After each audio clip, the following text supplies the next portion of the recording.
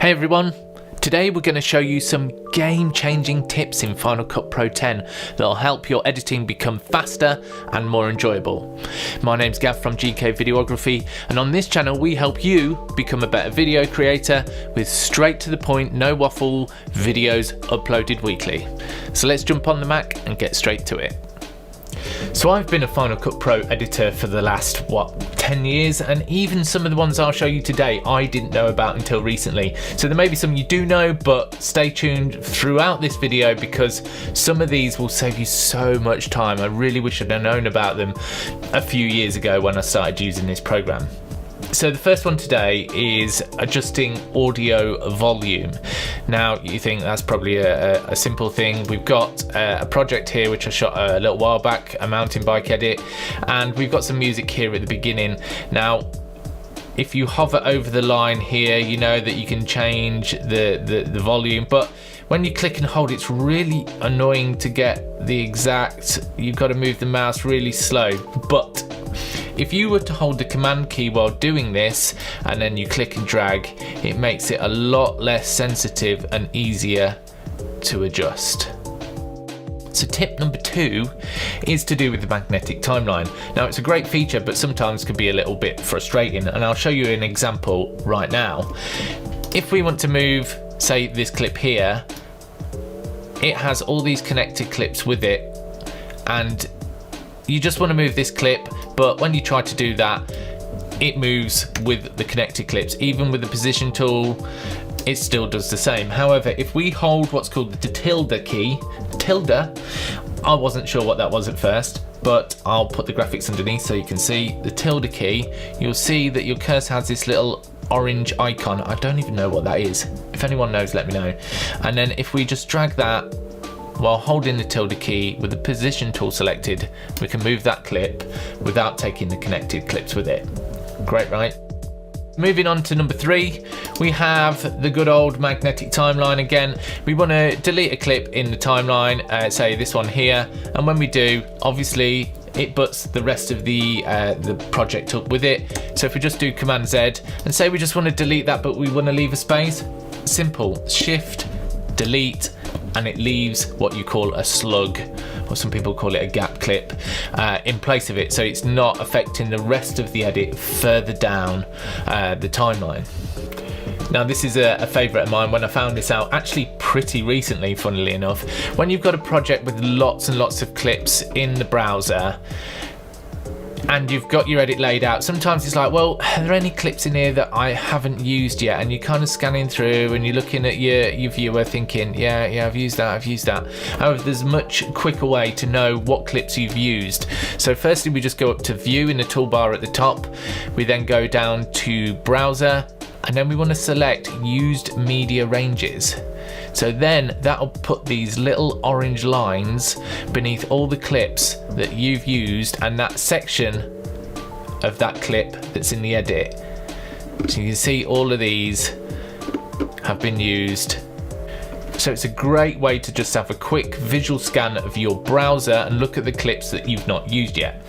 So this is a super simple one and not just exclusive to Final Cut Pro 10. You can actually do this within Finder and things like that. Say we want to copy this clip for whatever reason. Sometimes you want to duplicate a clip. Normally I would do Command C to copy, move the playhead to the point I want to copy it to, and then do Command V. And then if we were to just do a much simpler way by holding down Option, click and drag, it'll then duplicate it. So number 6 is a quick way to trim video files once they're already in the timeline. Now, if we look at this clip of Mitch coming down the mountain on his bike, say I wanted to cut it here and delete this section. So I would get the blade tool out, cut that, press A for the selection tool, highlight the clip, delete, and it would be done. However, we would just undo that. A quicker way would to have this have this clip selected, and then when we get to this point here, we just do Option and closed bracket. So we're using the square brackets, not the standard. So square bracket there would cut that and move the edit up. If we were to undo that and say we wanted to cut this section, we would then do Option and open bracket, and then it would cut it from that point to the left. Now number 7 is one that I use consistently all day, every day. Rather than zooming in and out of a timeline, say I want to get to the whole size. There you go, so I can see the whole edit. I would just zoom out. However, if you were zoomed in and you just want to zoom out to the whole width of the edit, it's a simple Shift Z and then it fits to size. So the next one's a quick one regarding transitions. We've got 2 clips here that I want to add a fade to black, or fade to color as it's called. So you would go over to your transitions menu, you would grab this and drag it over here. However, if I just undo that, a quick one would be to select. As you see, we've got a yellow line between the 2 clips. Then Command T will automatically add your default transition. So for me, my default transition is the fade to color. Yours may be a cross dissolve. If you want to have a different one as your default transition, the simple thing to do is just to right click it and make default, and then every time you do that Command T shortcut, it will add that transition to the clips. So this is number 9 and one of my favorites, and when I found this out I was just like, thank God, because this annoyed me so much when I was getting into Final Cut Pro 10.